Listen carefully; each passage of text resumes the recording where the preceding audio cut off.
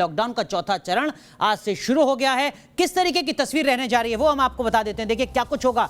मनोरंजन के लिहाज से सिनेमाघर बंद रहेंगे, मल्टीप्लेक्स भी बंद रहेंगे, कुछ उसी तरीके की स्थिति जैसी पहले थी। इसके अलावा और क्या कुछ होगा चौथे चरण में वो हम आपको बताते हैं। तो एंटरटेनमेंट के लिहाज से तो आपको राहत नहीं मिलने जा रही है, लेकिन अब होगा क्या। अंतर यह है कि रेड जोन क्या होगा, ऑरेंज जोन क्या होगा, ग्रीन जोन ये क्या होगा, ये अब तक केंद्र सरकार तय करती थी, लेकिन अब राज्य सरकारें तय करेंगी। बस चलेंगी या नहीं चलेंगी राज्य के अंदर, राज्य से दूसरे राज्य में, ये भी राज्य सरकारें तय करेंगी। सैलून खुलेंगे या नहीं ये अब राज्यों की तरफ से तय किया जाएगा। इसको लेकर अभी बहुत ज्यादा स्थिति साफ नहीं हुई है। सरकारी दफ्तर खुलेंगे, प्राइवेट दफ्तर भी खुलेंगे, लेकिन शर्तों के साथ। शर्त क्या है? वो जो तमाम कर्मचारी हैं उनको ट्रांसपोर्ट मुहैया कराने की बात है, कर्मचारियों की संख्या कितनी होगी इसको लेकर भी बात है। और यही जो नियम है ये फैक्ट्री पर भी लागू होता है। तो अर्थव्यवस्था को पटरी पर लाने के लिए ये एक बदलाव किया गया है। अब तक के चरण के मुकाबले इस चौथे चरण में मेट्रो नहीं चलने जा रही है, घरेलू उड़ानों पर प्रतिबंध रहेगा, सामान्य ट्रेन भी नहीं चलेंगी, जो स्पेशल ट्रेन है वो चलेंगी, और बस की जो सेवा है वो सिर्फ तब मिलेगी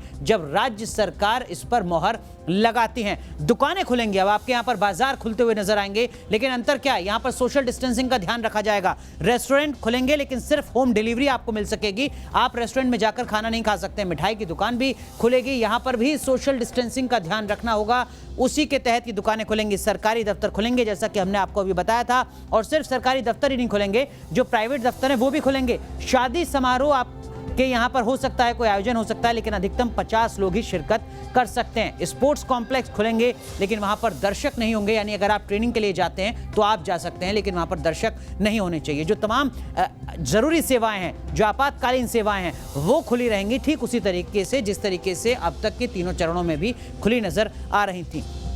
ट्रक की जो सेवा है, यानी जो इस तरीके का काम करते हैं, ट्रांसपोर्टेशन का काम करते हैं, वो लगातार चलते रहेंगे। सड़कों पर आपको ट्रक नजर आएंगे, लेकिन स्कूल, कॉलेज और जो कोचिंग संस्थान हैं ये बंद रहेंगे, ठीक उसी तरीके से जिस तरीके से लॉकडाउन के पिछले 3 चरणों में भी हमने देखा था। स्कूल बंद रहने जा रहे हैं, स्कूल नहीं खुलेंगे, कॉलेज नहीं खुलेंगे, कोचिंग संस्थान भी नहीं खुलेंगे, ये साफ कर दिया। और इसके साथ साथ जो मॉल्स हैं वो भी बंद रहेंगे, होटल्स भी बंद रहेंगे। तो ये कुछ उसी तरीके की स्थिति है जैसी कि अब तक हम देख रहे थे लॉकडाउन के पिछले 3 चरणों में। इसको लेकर राज्य सरकारों के स्तर पर भी फैसला नहीं लिया जाएगा, ये केंद्र सरकार की तरफ से साफ कर दिया गया है। राज्य सरकारों की तरफ से तय किया जाएगा कि वो दुकान खोलते हैं या नहीं खोलते हैं, वो बस चलाते हैं या नहीं चलाते हैं, क्या वो और आगे की रणनीति अपनाते हैं।